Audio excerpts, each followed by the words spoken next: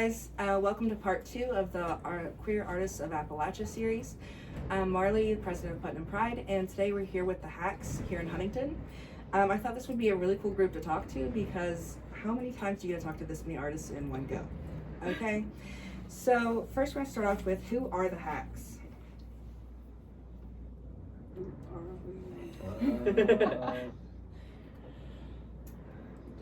HACK stands for Huntington Artist Collective. K is silent, and Studios. We're just a lot of artists from Huntington and the surrounding area that work in a bunch of different disciplines and do events for our community. And I think a lot of us came from Marshall, not all of us, but a lot of us didn't have a place to go to after we graduated. You have so many facilities and wonderful things when you're in school, and then as an artist you get out and you're like, oh man, I don't have a studio, I don't have a kiln, like I don't have a wheel, screen printing material, so we just decided to kind of start our own thing, so that way we have a place to call our own. I would say like this project came out of like a sense of a need for community and a need for like resources.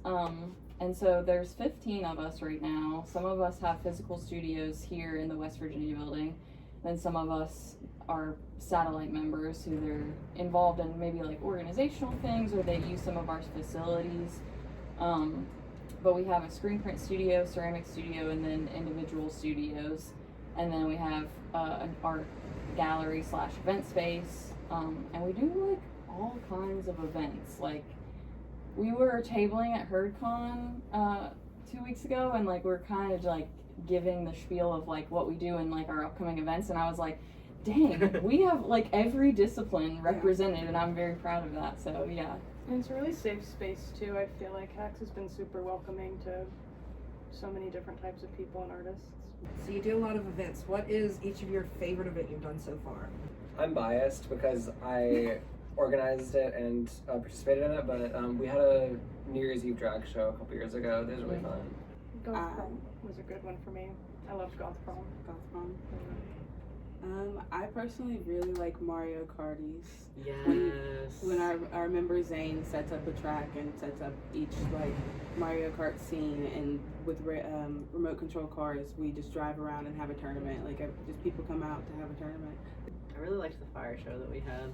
Like, I love all of our art exhibits, but I think the fire show had like so much behind it that it was like, I was so pumped for it, and we had such a good turnout. I would say my top 3 favorites would be Goth Prom. That was so fun. There were so many people there. I think that broke our record for like people coming to events. And then the cat show. Yes. I love the cat show. We're gonna have another one this year. And we're gonna have live cats in the space like we did years previous. I just love it. And then the third one was the Gary Shandling Wake. Just because I love Gary Shandling, and it was such a weird thing to do. It was very niche. Yeah. It was very fun. Yeah. I don't want to say it, but like Dolphin Night, I like Dolphin Night. Yes. That was fun. I can't get out of there. And then I like Joker Night, but that was just fun to That was dress fun. up. Yeah. But I liked the Censor Ghost show actually like a lot, just because it was one of the first ones that we did, and I just thought it was so funny when we gave everybody like masks of all the band's faces. I thought that was hilarious. So tell me about each of you as individuals. I want to know names. I want to know social handles because we want to keep up with you, and our editor will deal with that. So, my name is Levi Simpkins. My visual art handle on Instagram is Slug Sweater, and I'm also a drag queen named Indigo Richwood, and my handle would just be indigo.richwood on Instagram. But yeah, most of what I do in my studio here is work on costumes for my drag. And then outside of that, I'm also, I got a BFA in painting in college, so I'm trying to get more into that. I want to interweave my drag with my traditional art discipline, so that's what I do. I'm Oliver Lovejoy. I do ceramics and painting. I mostly use my studio here for ceramics. Ceramics and paint don't really mix well together, but I got my BFA at Marshall. And I do a lot of like dream painting and like memory based painting, and I do a lot of fun sculptures and a lot of dream and memory sculptures as well.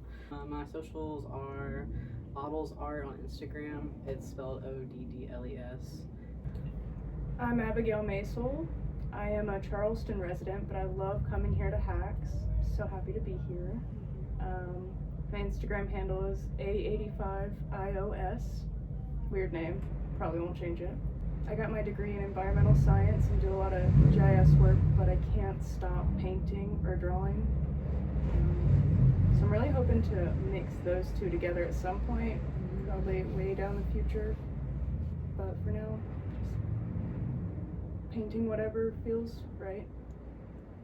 I'm happy that another artist like me has a random degree. Okay. Because I'm finishing in health sciences, so. Hey. I'm Sarah Fox. I'm primarily a painter. Oh, my Instagram handle is Sarah Fox Art 19. I had to think about that. I'm primarily a painter, but I do a little bit of everything. I've been getting into ceramics since being at Hacks, just because I have like access to ceramics things, which is cool. Discovered something that I didn't know I liked. But yeah, primarily a painter. I do a lot of painting of animals and then other figures, and I'm really interested in like experience-based projects and animal rights. My name's Nakai Bell. My Instagram handle is Shinigami Nix. I actually graduated with a psychology degree, so yeah, I am also in that boat. I am I don't know what to call it, but I guess I would call myself a designer. I like to just create anything that I can draw truly out of clothes, and sometimes it ends up working. It's always just experimentation. I love to experiment with like fabrics and stuff. So my name is Swole Booty on Instagram. I made it in high school. I wasn't buff then. I don't know why it's called that. And I have a BFA with an emphasis in printmaking. I'm the exhibition designer at the museum here, and I do printmaking, but I also do like a bunch of random stuff, like just whatever I think is fun to do. I like to put on silly events and do video art. I'm into airbrushing right now.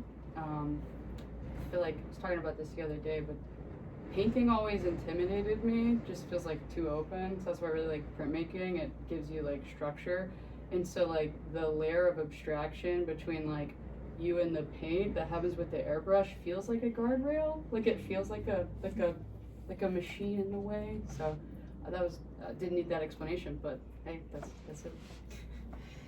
Okay, so how does everyone identify? Who here is queer? Raise your hand. Okay.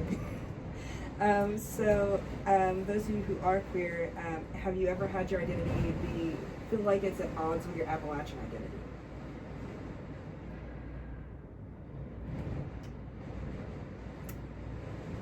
I think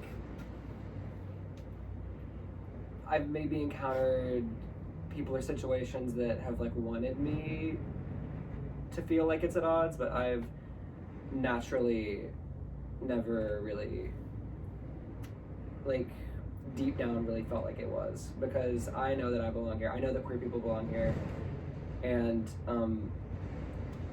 for me, my biggest connection to Appalachia is nature, and nature is inherently queer, and there's nothing really binary about it, truly. So that's how I've always felt about it. I would say I feel similarly. I think that growing up in a very religious household, I was always told, like, we live this way, we do things this way, and they would make those decisions for me as well. Like, me and you and your dad act this way. It's okay if other people want to act that way, but we act this way, and this is right for us. But luckily, which I think this is like the adverse of what a lot of people say. Luckily, I had internet connection as a young child, and I kind of like found my own community and understood who I was within that. And not to say that the internet did much else good for me or anybody else, but it was nice to know that I wasn't the only like queer person in Appalachia. And yeah, nature is just inherently very queer. There's very like many beautiful things here, and you can just kind of like get out of the way of people here and just kind of go be with yourself, which I think is a very beautiful way to kind of meditate on like who you are and your identity. I feel similarly from like the religious background standpoint. Yeah. Like growing up in a very conservative religious household, like it did feel at odds to me. And it wasn't until like being in college and like hearing this idea that like there are gay Appalachians who are also Christian was like kind of mind-blowing to me, and I didn't really understand it at all, because it to me it felt like in order for me to accept myself and like accept me as like a queer person, I had to let go of like that religiosity, and to like talk to people who had both, you know, was really cool. And I think that's a beautiful thing, because like so much of like what the church is feels so interconnected to Appalachian culture, because it's all about like community, especially when you live in a small community. Like that's kind of like your core thing. So I'm really excited for like the people who are reclaiming like religiosity as queer people. It's not for me personally even today, but I think there's so much value in it. Yeah.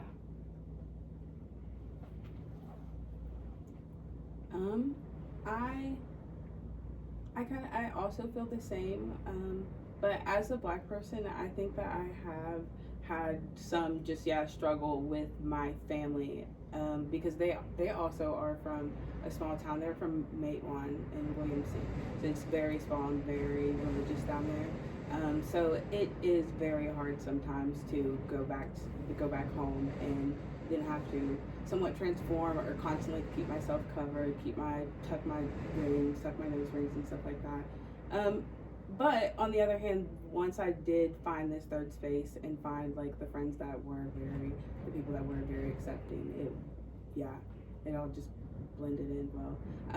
Honestly though, I have been every so often when I go back home to my family, I do take off, put some shorts on, show all the tats, show everything, try to like make them, just understand.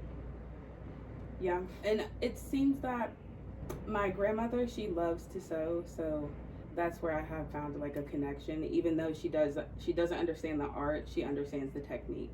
So she sees the shredded clothes, but she's like, the technique was really well, so I can accept it. Yeah.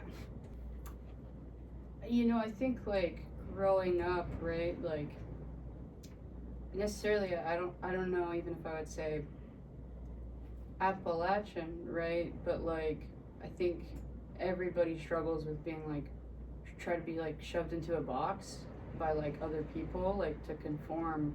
And I've like definitely experienced that growing up. And I think like,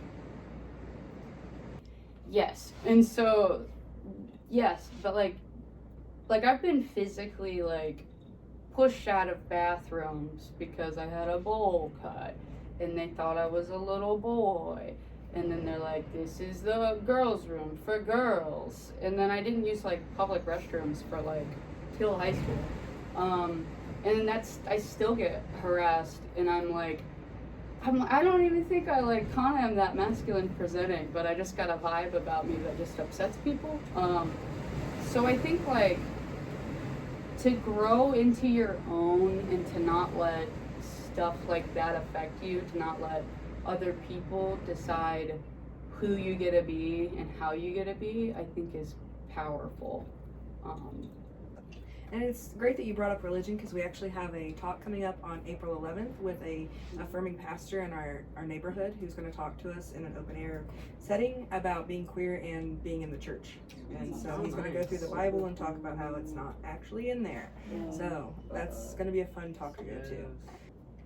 Okay, so this is the last hard-hitting one for you. Does your identity at all influence your art? I would say yes. I identify as non-binary. Also, as a Black woman, because I do want to keep that identity as a Black woman. But as a non-binary person, I do like to think about how it would just fit on all bodies, just anything, and just flow, how it would feel, how people would feel in it as well. Yeah, how people would like to look in it. Yeah. I would say that I use a lot of my art to kind of cope with a lot of things that happened after I came out. I kind of grew up in a rough situation for most of my life, and it was very clear that I wasn't going to be able to come out safely. So when I did, I left home that night, actually with my partner Ava and Katie, and I wouldn't live with them for a while, but a lot of really bad things happened like in succession after that, and I use a lot of those memories and feelings to make my art. A lot of really good things happened as well. Like, I wouldn't trade it for a second. Everything that I did, I'd do it again. But there are some not so great memories that I like to talk about in my art. I feel like art can be a good way to process like things. Like in college, I definitely was making a lot of art related to like Mormonism, because my parents would like switch religions. They stuck with that one for a while, and like the parts of it that I made, like when I was like, this sounds kind of weird, that's kind of bad, hold on.